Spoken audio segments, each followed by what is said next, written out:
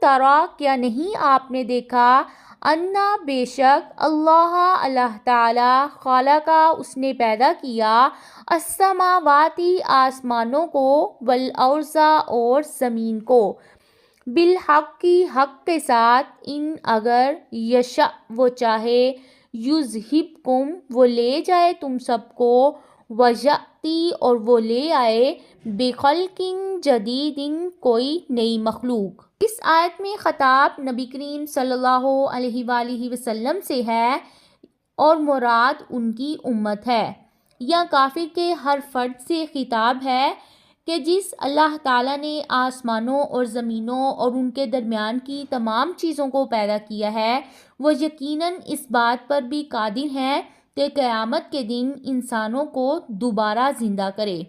ذالک اور نہیں ہے یہ علی اللہ اللہ تعالیٰ پر